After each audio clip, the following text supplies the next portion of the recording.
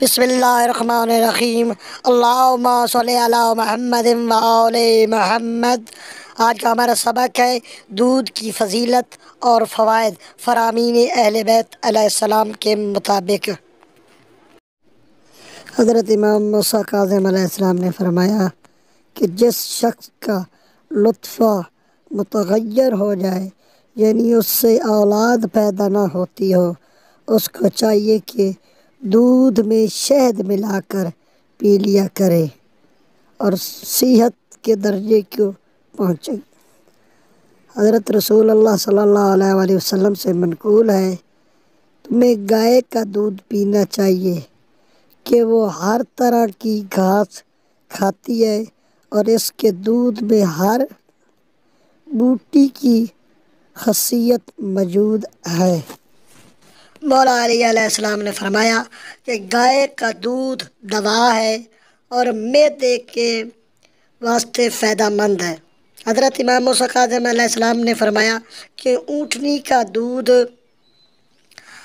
میں اللہ رب العزت نے شفا مقرر فرمائی ہے۔ ایک اور حدیث میں ہے کہ اونٹنی کا دودھ تمام امراض کے واسطے شفا ہے۔ روایات میں منقول ہے کہ دودھ پیغمبروں کی غذا ہے۔ ایک شخص حضرت امام جعفر صادق علیہ السلام کی خدمت میں حاضر ہوا اور عرض کیا کہ میں نے دودھ پیا اور اس نے مجھے تکلیف دی۔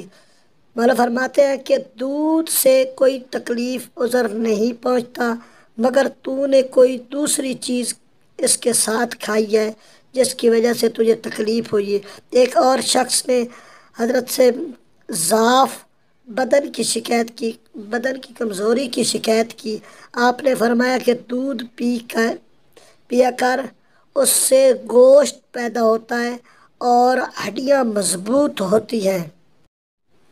معتبر حدیث میں وارد ہے کہ حضرت رسول اللہ صلی اللہ علیہ وآلہ وسلم نے جس وقت کوئی چیز کھاتے تھے یا پیتے تھے تو یہ ارشاد فرمایا کرتے تھے، اللہم بارک لنا فیہ وابدلنا خیرا منہ۔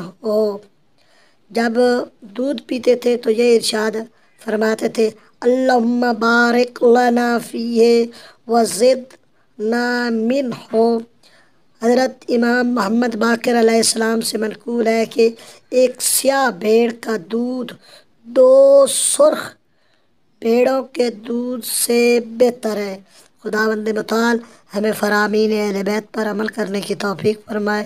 اللہم صلی علی محمد وآل محمد۔